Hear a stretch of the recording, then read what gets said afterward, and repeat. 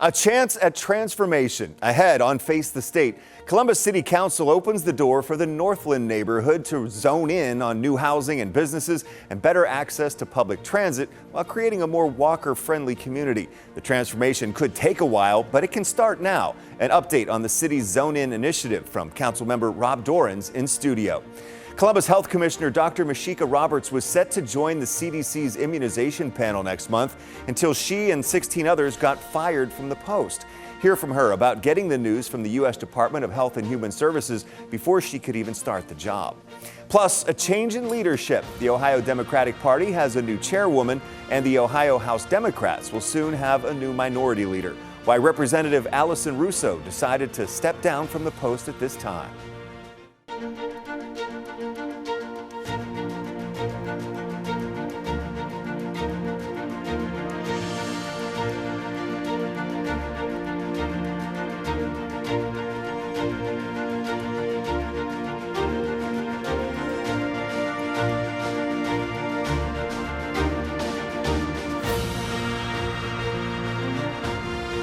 Thanks for joining us for Face the State. I'm Doug Petcash. On July 29th of last year, Columbus City Council approved the first update of the city's zoning code in 70 years. It's called the Zone In initiative. City leaders say that move sets Columbus up to be able to build more housing to meet the demand and lower housing costs. They say the Columbus region needs more than 200,000 new housing units over the next decade just to keep up with the anticipated growth. And density is an important part of accommodating that growth. The whole idea of Zone In is to expand housing, promote mixed-use development, and create neighborhoods where it's easier to walk places and have easier access to public transit. Now, another Columbus neighborhood could soon be transformed under the Zone In initiative. Columbus City Council voted Monday night to update zoning regulations along the State Route 161 East Dublin-Granville Road corridor in the Northland neighborhood. We looked into what that rezoning means for the area. Jack Trott has lived in the Northland neighborhood for 45 years. A lot of nice people, relatives, a lot of friends in the area. He remembers when this stretch of State Route 161 Dublin-Granville Road in North Columbus had more choices. It used to be called Restaurant Row. It used to have 20 really nice restaurants. Now they're all gone. What would you like to see? I'd like to see more restaurants, at least 10 restaurants. It's pretty incredible when you have residents within an area say, bring this change to me. Columbus City Council President Pro Tem Rob Dorans says the city's plan to update zoning regulations for 160 parcels in Northland could be the trigger to transform the area over time. The type of change that we're expecting and hoping to see will be measured in years, not in days, weeks, or months. The Northland rezoning is part of the Zone In initiative to update the city's 70-year-old zoning code. The plan is to create more housing to meet the growing need and more walkable neighborhoods with easier access to public transit. Our new zoning code takes a different approach, a much more modern approach where residential and commercial can actually coexist together. Rezoning the parcels on 161 to mixed use will allow developers to build up. Taller buildings could have retail and restaurants on ground level and apartments above. We're not talking about anything crazy. We're talking about being able to have 4 or 5 or 6 stories in some of these areas, which really matters when we talk about building additional housing in Columbus. Pat Hamill with the Northland Community Council says the council and other local organizations asked the city to include Northland in the Zone In program. Over the next 10 to 20 years, the opportunities that it is going to provide, both for people who are already here and people who are coming here, is very exciting to think about. Jack Trott is cautiously optimistic the rezoning will bring back at least some of the good old days. Maybe down the road. Yeah, maybe. Yeah, probably not in my lifetime, but maybe in yours.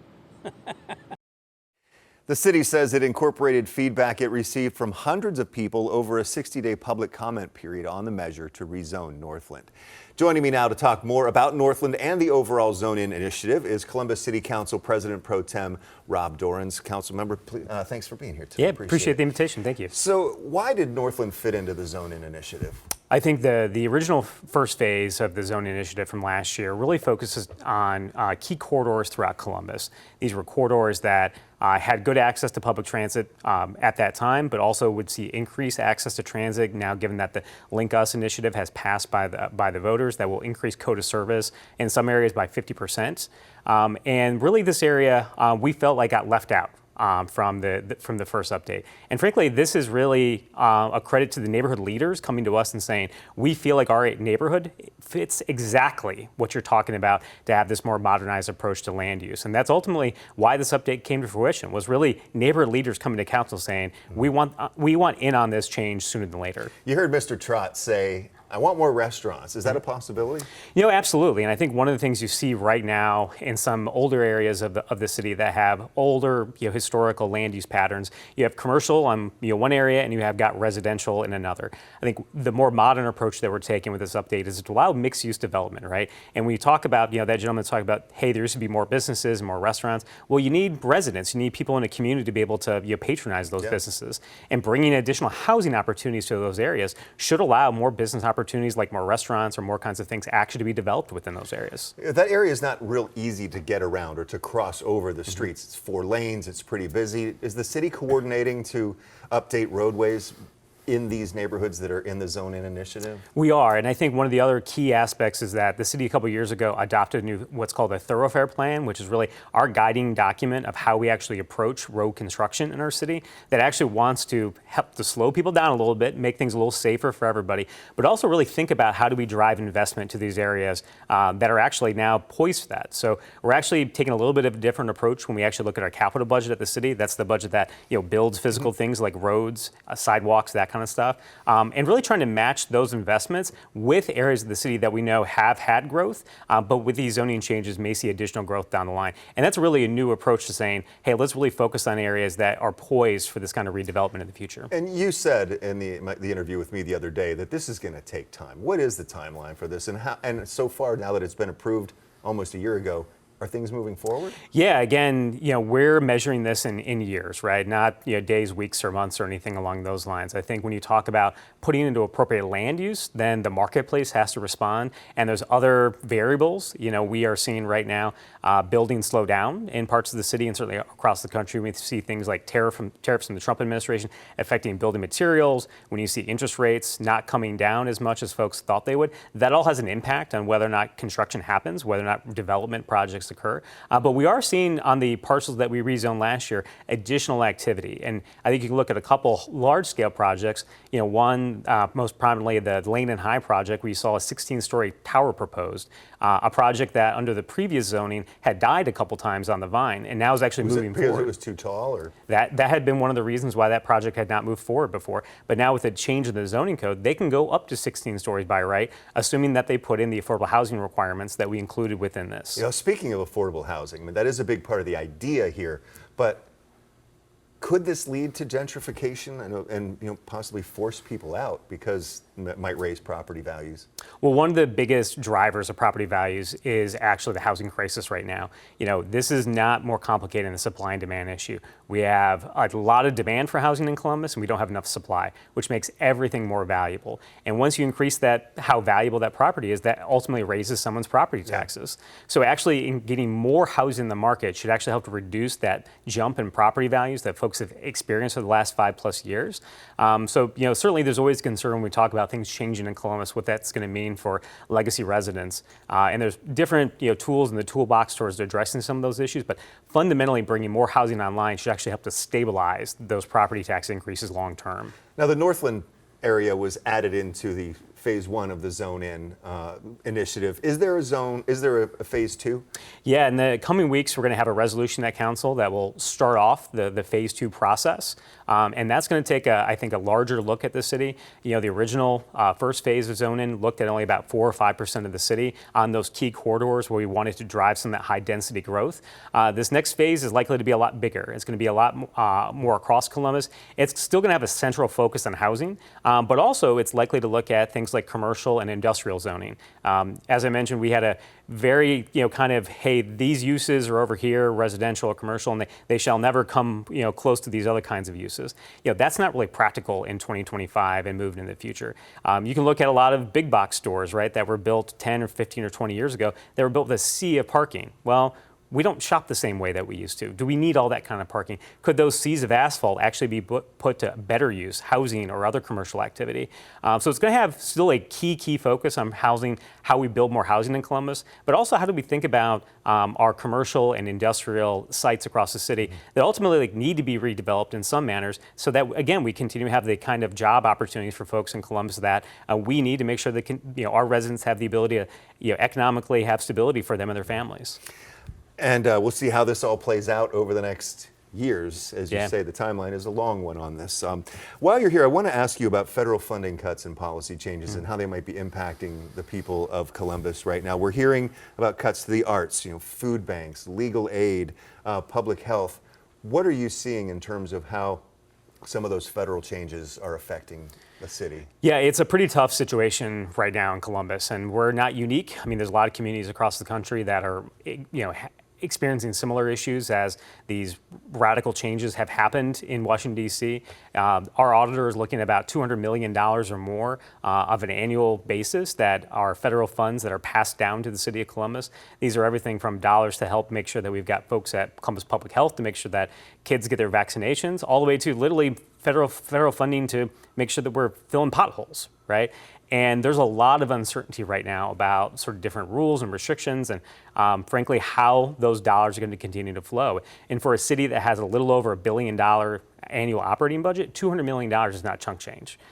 So we're really trying to navigate, these waters carefully to figure out how do we make sure that we're taking care of our residents and also adjust to this, very new environment that has provided a lot of uncertainty. Yeah, how does the city do that? I mean, I guess that's what's in the works right now. Yeah, I mean, I think we're trying to monitor the situation that's coming out of Washington, D.C. I mean, uncertainty is, I think, the key term here because a lot of the folks that are making some of these decisions in Washington, I don't think fully understand what the impacts of those decisions are. So one day we may get a communication from a federal agency about this grant, and the next day we may get a communication the next day that says something completely different. So there's a lot of uncertainty right now.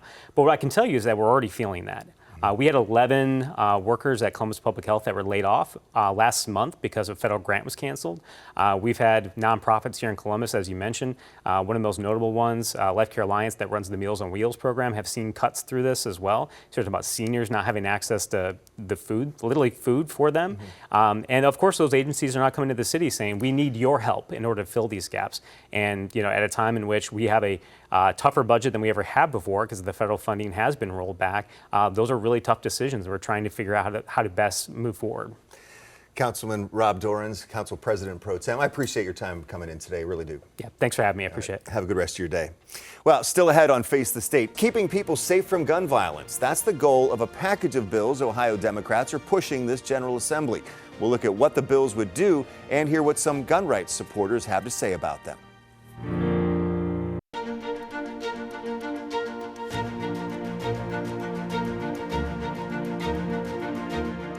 Welcome back to Face the State. A changing of the guard ×2 in the state's Democratic Party leadership. First, a new person is now leading the Ohio Democratic Party.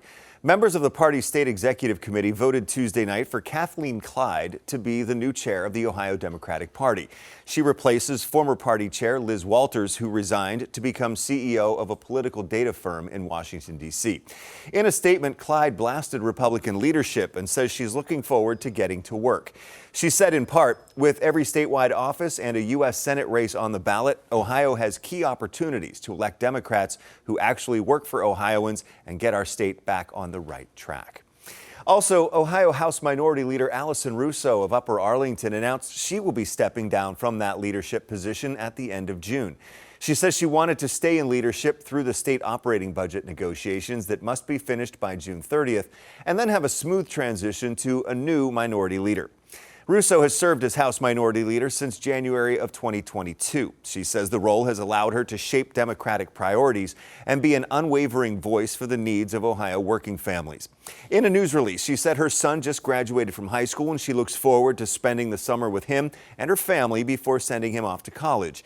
She says any decisions about her political future will come at a later time. I asked her earlier this year on Face the State if she will run for governor. She said she didn't know what's next for her and she was looking at all potential options. On Tuesday, Russo talked more about her decision to step down from leadership. I'm looking forward to shifting my focus to policy work and being back on committees. Some of these pieces of legislation that we talked about today, I actually carried as a freshman and sophomore member of this General Assembly. So doing that work, I'm excited about going back to it and, thinking about what is next for me after the General Assembly. Russo says she will not make any endorsements for who should replace her as minority leader, adding that decision is up to the entire House Democratic caucus. Russo cannot run for re-election to the Ohio House because of term limits.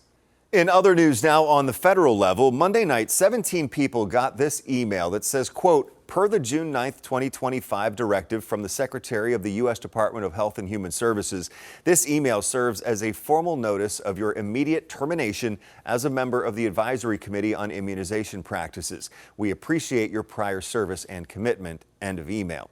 President Trump announced he plans to replace the committee for vaccine recommendations with his own picks. 10 TV exclusively got a copy of that email from Columbus Health Commissioner Dr. Mashika Roberts. She was supposed to start on that committee next month. 10 TV's Tracy Townsend sat down with her to talk about getting the news and her reaction to claims of conflict of interest.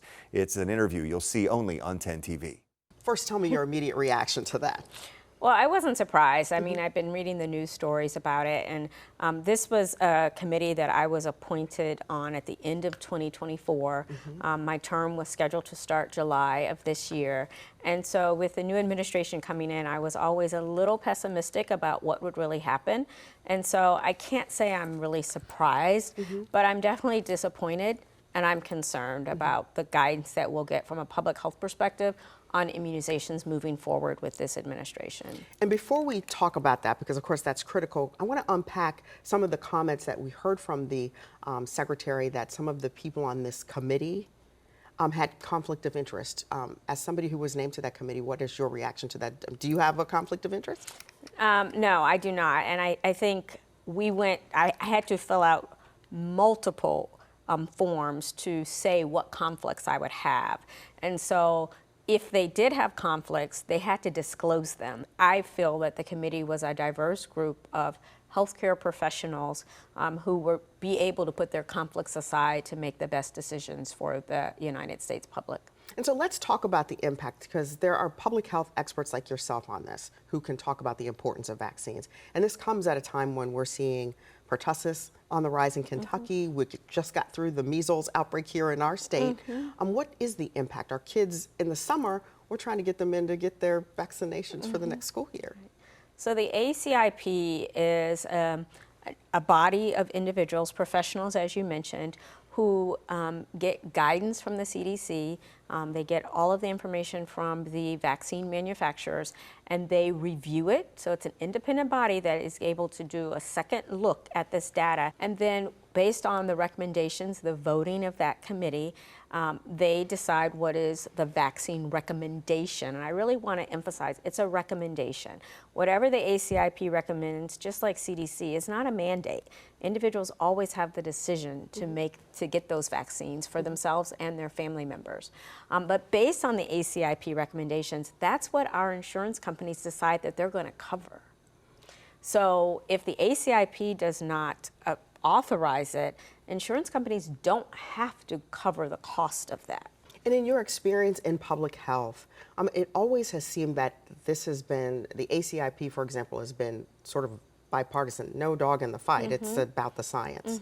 That and the CDC has been bipartisan. And so as a public health leader in this community, it is concerning to see the changes that are happening at the CDC, ACIP, and HHS and everywhere. I mean, We have been doing these programs for years.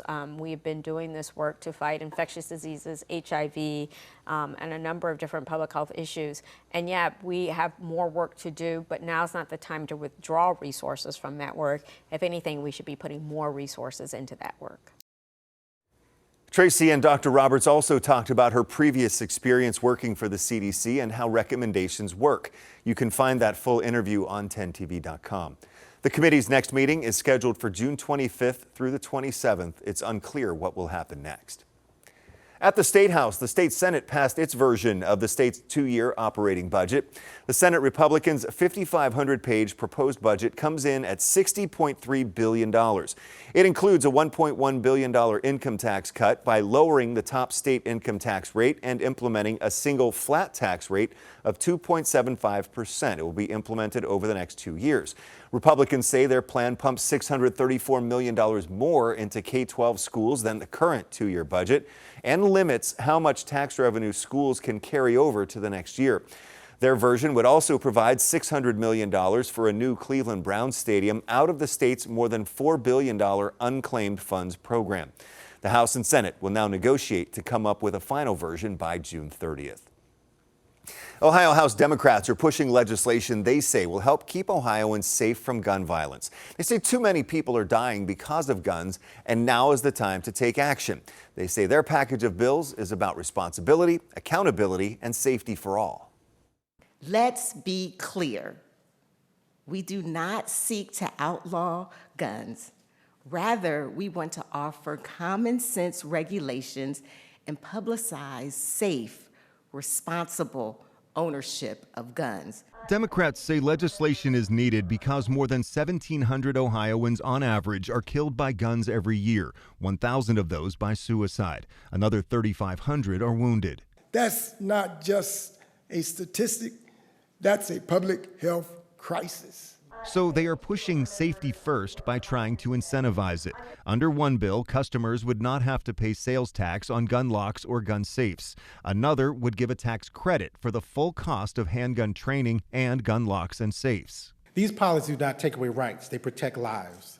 They're built on the principles of responsibility, education, access, and care. This is your basic one that is meant to hold 1 or 2 handguns.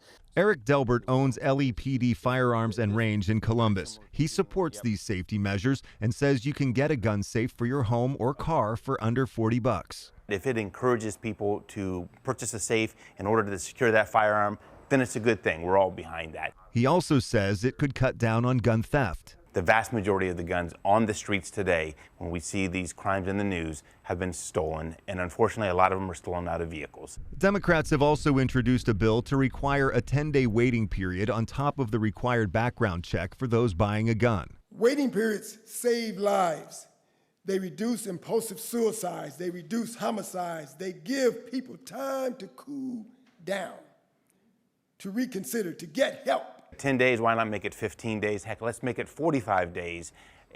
All it does is impact the lawful gun owners. The pro-gun Buckeye Firearms Association supports the handgun training and safe gun storage bills. It opposes the 10-day waiting period on the grounds that the law already requires a background check and the waiting period impedes a constitutional right. House Democrats say this is all about protecting Ohioans. People deserve the freedom to be safe in their communities. The gun violence prevention bills are in their early stages this General Assembly. The sponsors say they are waiting to have hearings on them in committee. Still to come on Face the State, 68 reasons why drivers need to slow down and move over.